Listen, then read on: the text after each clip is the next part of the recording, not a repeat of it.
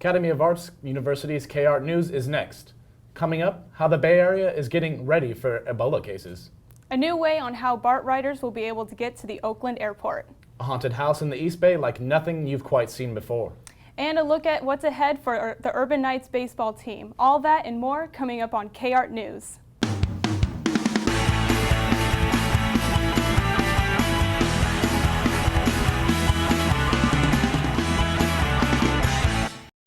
Good evening. Thanks for watching Academy of Art University's K-Art News. I'm Daniel Skinner. And I'm Amanda Camarillo. Here's what we're working on. There may be a toll in the Golden Gate Bridge's future, and we're not talking vehicles. Golden Gate Bridge district officials have voted to start a study that could charge a toll for pedestrians and bicyclists to cross the bridge. The idea is a part of a financial plan to close a budget deficit of nearly $33 million. The bridge staff has until 2017 to research how much the fee would be and how much revenue it would bring in. Other sources other than revenue, other than tolls, are also being considered. By the end of 2014, BART will completely phase out free parking at the remaining 4 stations that still have it. Until this week, there are 4 free lots, but the Concord lot started charging fee this week. The others will follow suit next month. Currently, 29 stations require commuters to pay a fee to park their cars there. BART began charging for parking back in 2005, hoping to push people to find alternative ways to BART. Parking is still free after 3 p.m. and on weekends and holidays. There's an easier way to get to the Oakland airport by using BART that is unaffected by traffic. Our own Joey Marchini has the story. BART is currently working on an extension track that will connect the Coliseum station to the airport station. The plan was approved back in March 2002 and began construction in March of 2011. The 3.2-mile-long track costs a whopping $484 million, funded by several public transportation agencies and taxpayers. The current way to get to the airport is by taking the Air BART bus service, but coming this fall, you'll be able to walk right up these stairs and get on a separate shuttle that will take you straight to the airport. The new track will provide a direct transit link that is unaffected by traffic congestion and will get you to the airport in about 12 to 15 minutes. When you currently get to the Coliseum station, you need to walk downstairs from the platform and pay your way out of the station.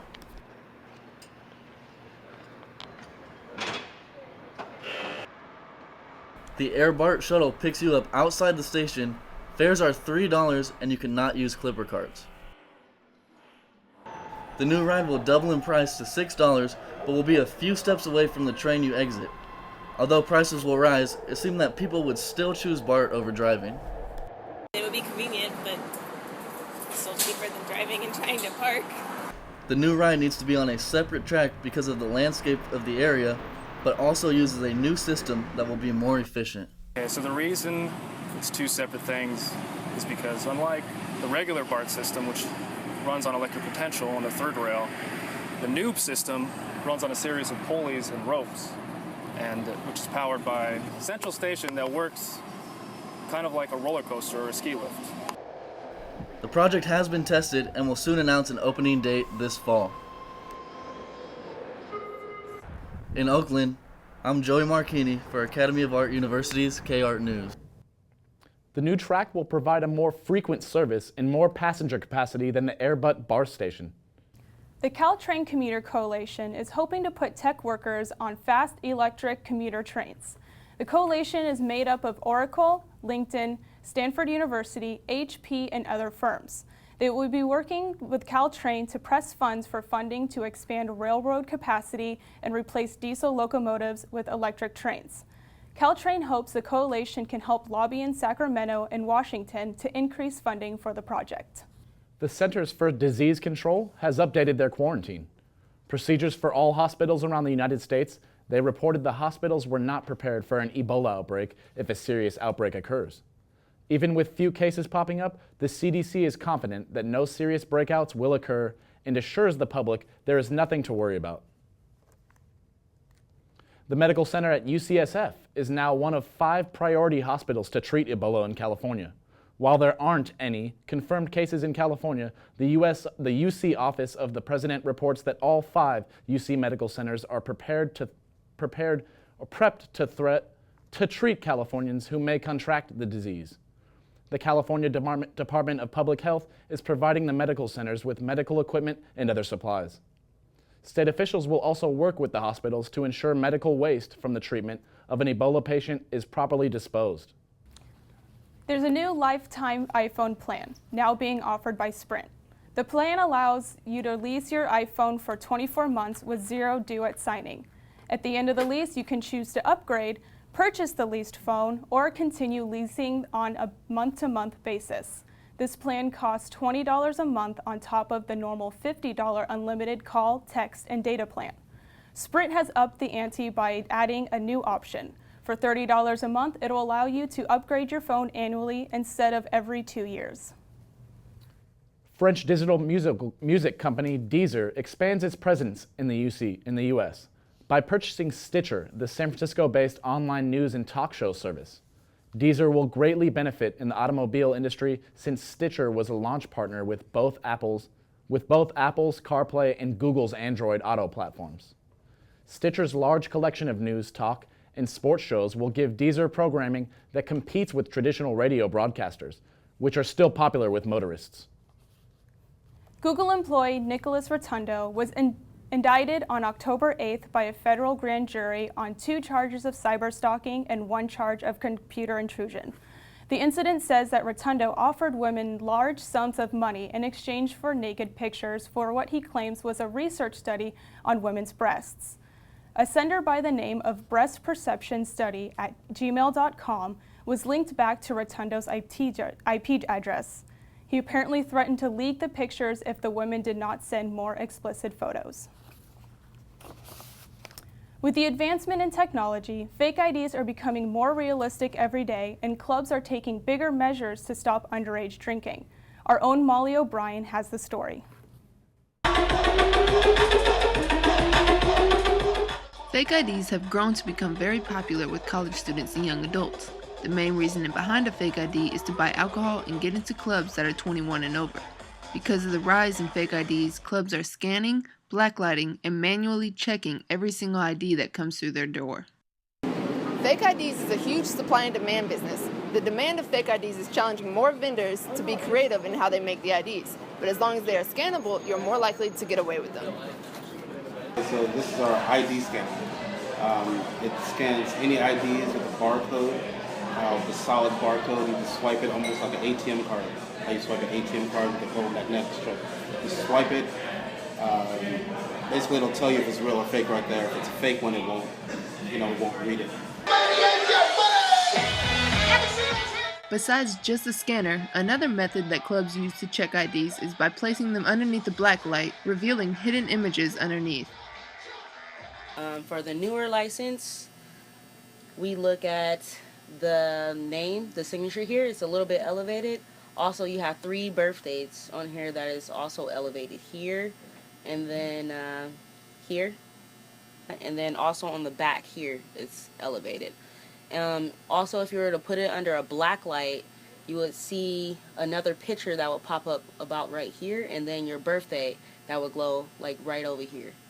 That's for the newer ones. Now for the older ones, it's a little bit harder to identify, but under a black light you will see the California bear flag here, here, and here. So you have 3 spots there. In San Francisco, I'm Molly O'Brien for your Academy of Art, KR News. The best way to avoid being caught with a fake ID is probably just wait until you're 21 to enter clubs. Twitter has moved one step closer toward opening a $1 million learning center where Twitter employees will teach technical skills to some of San Francisco's homeless. The location is to be set right next to Twitter's headquarters at the SX4 Plaza on Market Street. The facility will be open to serve 3,500 families. It will include a family shelter, a rent subsidy program, and a Clara House. The projected opening date is estimated to be sometime next summer. Saturday Night Live interns have reached a $6.4 million settlement with NBC Universal. The lawsuit was filed last year by former interns against NBC. Universal, which is owned by Comcast, the interns accused NBC Universal of illegally classifying them as interns exempt from state and federal minimum wage. The net settlement made in court will be divided among all the unpaid interns, and the court has decided the average payment will be $505. More than 60% of paid interns receive a job offer, where only 37% of unpaid interns will receive a job offer. Here's Molly O'Brien with her opinion on the matter. Hey everyone, I want to state my opinion about unpaid internships. I have applied for an internship this spring. Luckily though, mine will be paid because of the California labor law. However, not all states have this law, and there are still thousands of internships that go unpaid. In my opinion, I think all internships should be paid.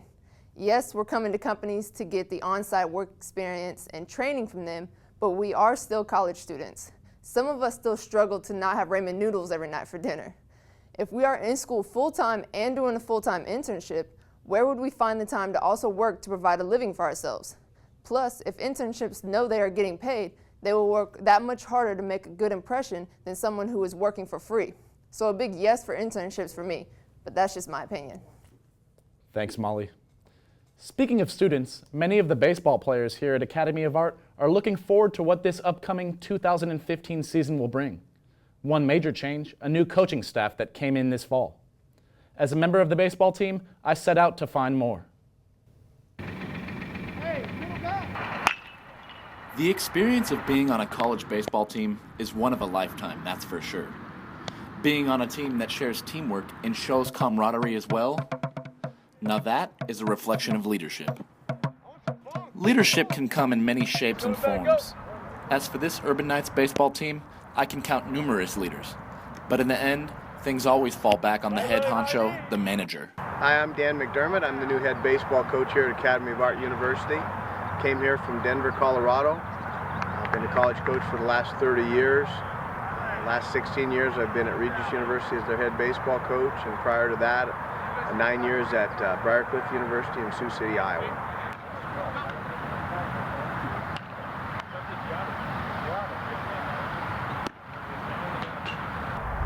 It's great. It's a great opportunity here at Academy of Art. The sports program is only 5 years old, and I feel like we're sitting on a gold mine.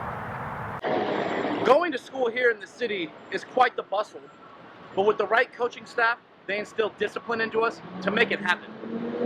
And the less you move, the bigger the ball is going to start becoming. You're going to start seeing a softball up there. The more you move, that ball will turn into a golf ball. What I really like about this new coaching staff is that they really instill discipline amongst all the players, which initially leads us to playing better in games. Not just playing better, but playing more as a team. Attitude reflects leadership, and attitude is very important, not only in a team atmosphere, but also in the real world. With that being said, I think this team strongly believes that the new coaching staff has set quite the example of not only how to play the game right, but how to be leaders on and off the field. Reporting from Laney College in Oakland, I'm Daniel Skinner for K-Art News. 1, 2, 3, nice! Be sure to come out and see our Urban Knights baseball team play their season opener on February 2nd this spring at Laney College to cheer them on. Remember, it's never too late to back our athletes. Now we have Marshawn McMahon with the latest on this week's sports. Academy of Arts men's soccer team had somewhat of a struggle against BYU Hawaii after losing 0-3. Head coach Mike Keller shared his thoughts. Even game, they took advantage of chances and we didn't, and we gave up chances at the wrong time, meaning start of each half, so that kind of stunned the game. We didn't play bad. We actually played pretty well, pretty even possession, pretty even as far as opportunities, but they definitely did more with theirs, and that was the game. Yeah, definitely we got a good young core, and good to see those guys get in and play well. They create a lot of chances. Hopefully we keep building on that. 2 days following the loss to BYU Hawaii, the team took on Chaminade University and was well prepared and focused. Junior midfielder Christoph Urbiani helped the Urban Knights by scoring a total of 2 goals. They would also add 3 more goals, one by junior defender Runar Gubjartsen in the 79th minute, which was the first goal of the year. Freshman John Johansson also scored his first goal of the year in the 86th minute. Lastly, senior Frederick Nagel scored with just 29 seconds remaining on the clock to give RU a victory 5-0. RU men's soccer team goes on the road for its next 3 games, playing against Azusa Pacific University in Southern California, Dixie State in Utah, and Holy Names in Oakland before returning to play Holy Names in Holy Names University. Switching gears from men's soccer to women's soccer, RU won its second conference game by defeating BYU Hawaii 1-0 in a close overtime victory.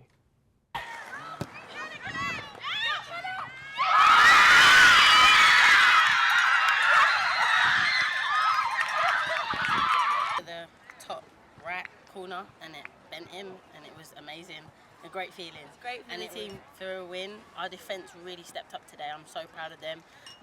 And as a team we defended hard and we had many chances before. We should have scored a few more goals, but it's great to have a dramatic ending. The next game obviously didn't go as they would like for it to go, as they fell to Chaminade University 1-0 in another nail-biter. They have 4 more games remaining. Lastly, RU women's volleyball team put out a big win against Notre Dame de Namur, winning 3-0. They traveled to Hawaii to take on Chaminade University, Hawaii Pacific, and BYU for their 3 next games. That's the latest in AAU sports. Back to you. Thanks, Marshawn.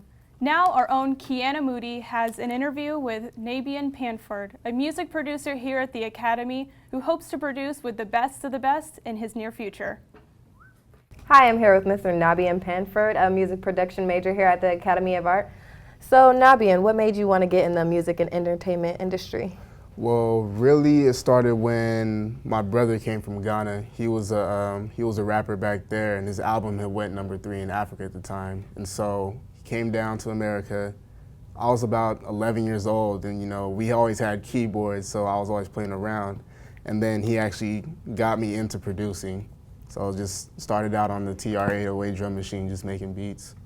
Okay, so how did it go from making beats with your brother at home to making this like a living? Really, it just sort of happened over time. Like, it was like a hobby at first, and then I remember one day he has one of his best friends, Blitz. He used to go by Bazaar back then. He was in the studio with Kanye, I believe, and someone else from Dead Presidents, and then they were just like, "Oh, shoot us beats, shoot us this and that." And I sent him some stuff, and they was like, "Oh yeah, we really like that one, but it's not the one." And so I was just like, dang, well, maybe I should just, keep working at it and, perfect my craft. And now I'm here today.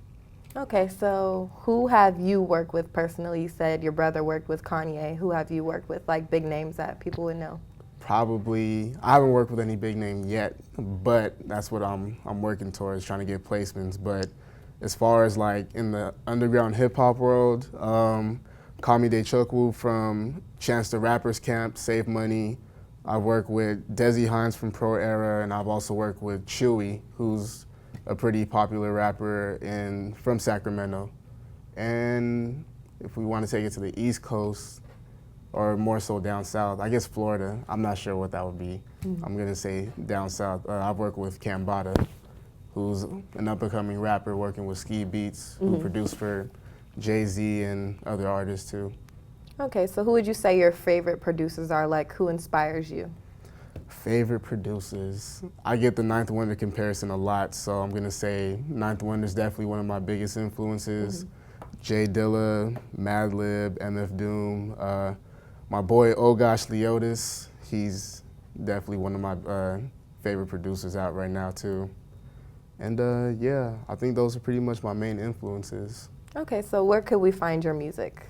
You can either go to soundcloud.com/NabianBeats, or you can go to my personal website, nabianbeats.com. Okay, well, thank you, Nabian, for coming in and talking with me today. And this is Kiana Moody for Academy of Art University, KART News. Thanks, Kiana. Halloween is more than just a holiday for one San Francisco family. They have turned the holiday into a Halloween costume tradition.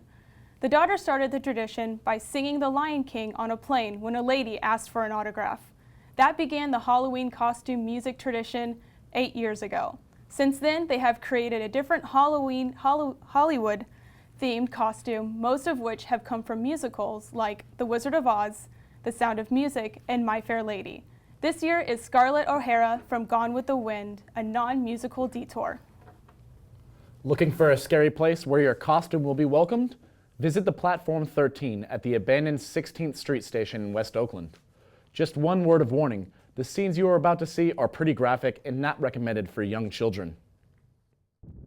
West Oakland, a community that once flourished when the fires of industry were burning bright. During those times, West Oakland was booming in business from the shipyards of the Port of Oakland and was also the terminus of the Transcontinental Railroad. The 16th Street train station was a trademark of the city of Oakland until its closing in 1994. For the first time since then, the train station has been reopened, but for a slightly different reason than passing trains.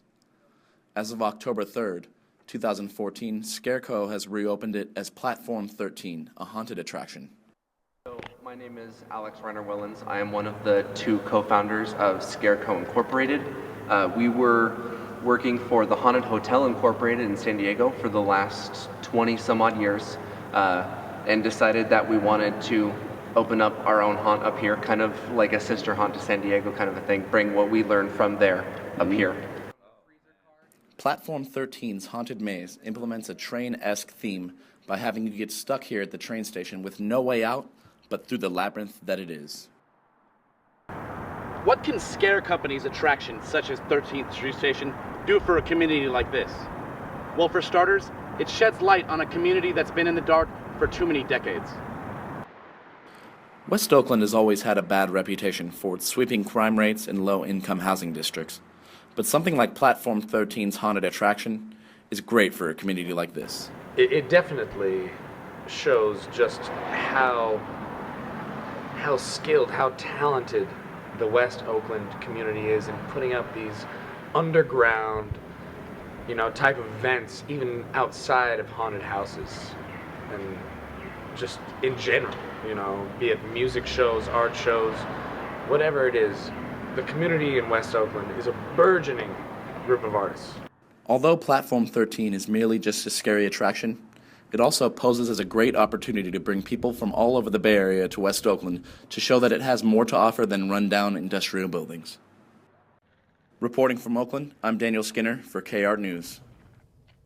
If you're interested in seeing it for yourself, Platform 13 will be open through Friday, November 1st, starting at 7 p.m. and ending at 12 o'clock midnight. Today's AAU segment is all about Halloween. Melissa Brum has more on the activities. Hi, and welcome to this week's AAU segment. It's almost Halloween and there's a lot of exciting things happening at AAU. AAU started out Halloween Right this Tuesday. We had our Fright movie night at the Art Cafe located at 655.5 Sutter Street. Friday the 13th was played this Tuesday at 4 p.m., 7 p.m., and 9 p.m. And there was free popcorn. Tons of students got together and got comfy for this movie night. Though we couldn't be home for pumpkin carving, students had the opportunity to get messy and carve pumpkins together. On Wednesday, there was pumpkin carving contest at the Art Cafe from 7 to 9 p.m. Prizes were awarded and pumpkins were provided. Everyone had a lot of fun and got to dance to some music provided by our very own Urban Nights Radio. Tonight, we have the Scary Sketch Night, again held at the Art Cafe, located at 655.5 Sutter Street. It will be held from 7 to 9 p.m. Not quite sure what this will entail, but they're saying to bring your drawing boards and supplies.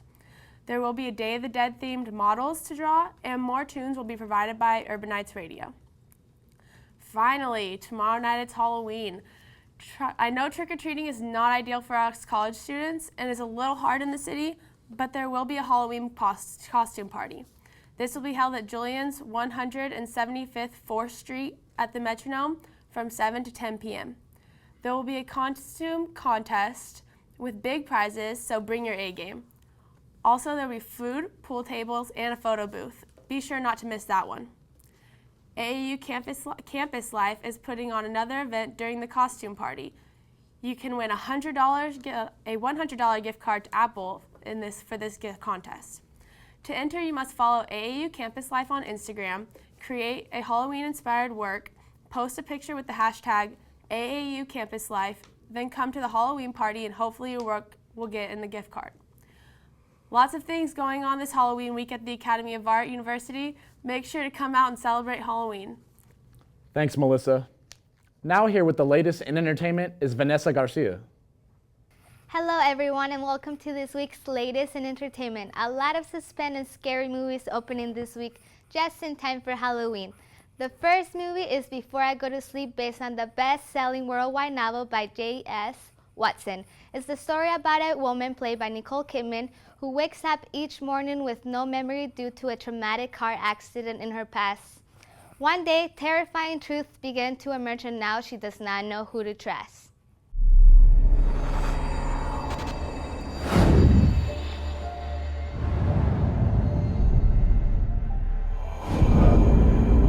What's happening? Who are you? I'm your husband, Ben. We got married 14 years ago. You had an accident. And you have problems remembering things. What things? Everything. It's Dr. Nash, which will mean nothing. Another movie playing this Friday is the original Saw. The classic scary horror movie is playing on the big screen to celebrate its 10-year anniversary. For those of you who don't remember the frightening movie, Jigsaw is the serial killer who has two men in prison to follow various rules and objectives to survive and win the deadly game. Saw will only be playing for 1 week, so don't miss out on the scary movie perfect for Halloween. If you want to watch a not-so-scary movie, Disney will release Maleficent on DVD November 4th. You may have already seen it in theaters, but the DVD will include special features like the magic of bringing the curse to life. The scene in which he curses the baby is an iconic moment, so we had to have that.